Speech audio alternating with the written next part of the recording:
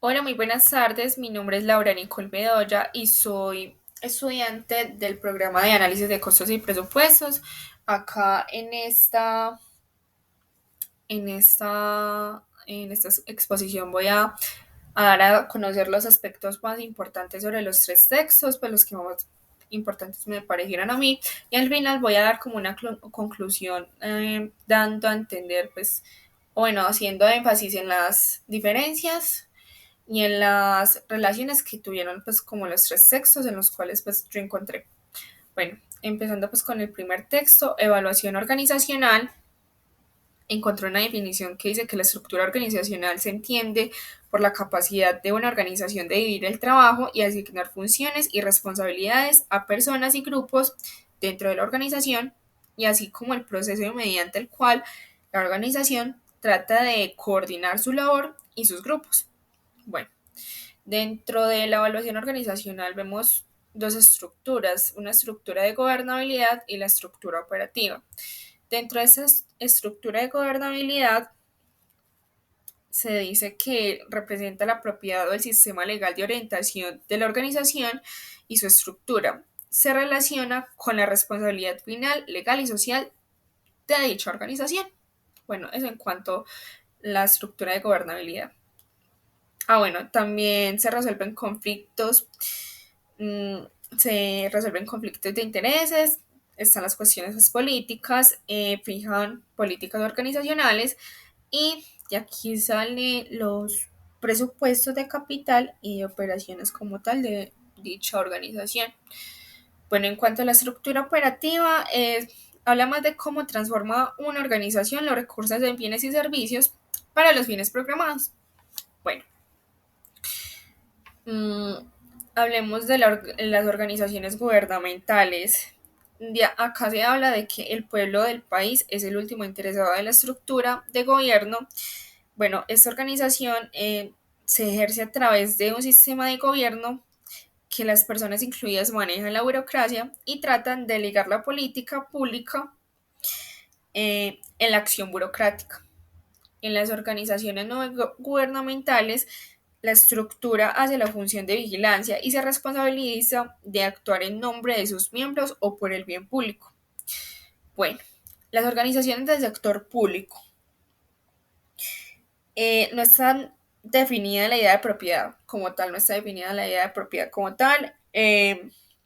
Hay menos controles rígidos, hay mayores incentivos a costa de las metas de la organización, hay mecanismos de aplicación ineficaces, problemas para armonizar los intereses en conflicto de todas las partes interesadas. Eso en cuanto a las organizaciones del sector público. Y acá las organizaciones del sector privado tienen que responder a una pregunta muy crítica, que es cómo se deben de estructurar, bueno, cómo se debe estructurar la gobernabilidad de esa organización para crear congruencia entre la gobernabilidad y las metas personales de los administradores. Bueno, eso pues en cuanto a los aspectos. ¿Por qué puse esto acá así? Porque todo eso se va a una misma parte que es la estructura. Hay diferentes tipos de estructuras, pero todas cumplen con una finalidad y es llegar a la misma meta con el mismo objetivo, independientemente de las diferentes partes. Bueno, en cuanto a la estructura, pues independientemente de que bien sea de gobernabilidad u operativa, las dos comprenden la división del trabajo. En las dos debe de haber una evaluación de la misma estructura para la facilidad y movimiento hacia la emisión y sus metas. Eso en cuanto a la estructura. También la estructura y su comprensión facilita el entender las funciones dentro de la organización y si se pueden ser llevadas a cabo de manera que pueda rendir cuentas en el trabajo. También incluye aspectos de coordinación, donde esta resume pues, en el proceso de vincular actividades de individuos o grupos. Y bueno, en la estructura influye en lo que es la historia, el tamaño, la tecnología, metas organizacionales, estrategia y cómo se comparte la autoridad. Bueno, eso en cuanto al primer texto. En cuanto al segundo texto, que son las estructuras organizativas, Acá se habla de la organización como un grupo social estructurado, permanente y con una finalidad. Bueno, acá dice que la organización cumple con ciertas características que es la jerarquía de autoridad y responsabilidad, miembros que realizan tareas distintas. Acá en la organización hay coordinación y hay interacción con el entorno. Bueno, pues si muy bien vemos acá se puede complementar, acá se complementa el tema de la organización, la definición como tal. Acá sentí que se mencionaba, pero acá se lleva más a cabo a fondo.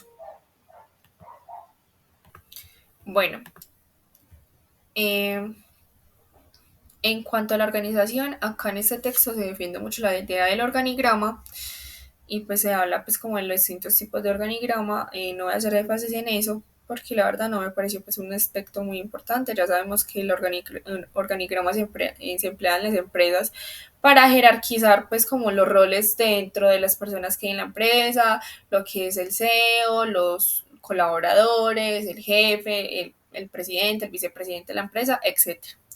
Bueno, en cuanto a la coordinación, se habla de que es la implementación, de que debe haber implementación de normas y reglamentos, de que es la división del trabajo para un mismo objetivo y hay una jerarquía como mecanismo de control que garantiza la persona adecuada a las necesidades del puesto. Bueno, en cuanto a la coordinación, eh, hay una definición inicialmente antes de que Mintzberg identificara esos tres componentes. Eh, la definición tenía principalmente dos componentes, que era el informal, que era generada por los propios trabajadores, esa coordinación, y la formal, que era establecida por la empresa, pues ya era una estructura como tal de la empresa. Pero Mintzberg identifica tres componentes básicos de esa coordinación, que es la adaptación mutua, que es la coordinación y la comunicación voluntaria entre los trabajadores, la supervisión directa, que es la organización, pues se emplea en la organización grande y se aplican procesos de control. Y bueno, la normalización, que son las normas regulares de trabajo que favorecen la ausencia de las dos anteriores, es decir, estas dos. Bueno, cabe destacar que la normalización es aplicada a métodos de trabajo, productos, habilidades, estandarización de las normas, etcétera.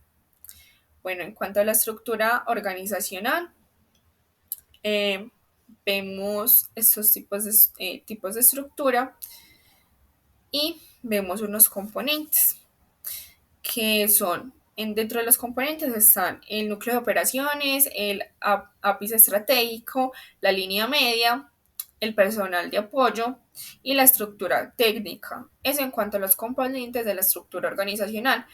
Bueno, y ya entrando pues a fondo en cuanto a estos ítems, en cuanto a la estructura simple, se habla de que es para empresas pequeñas, recién creadas, es para un mínimo personal y la coordinación tiene supervisión.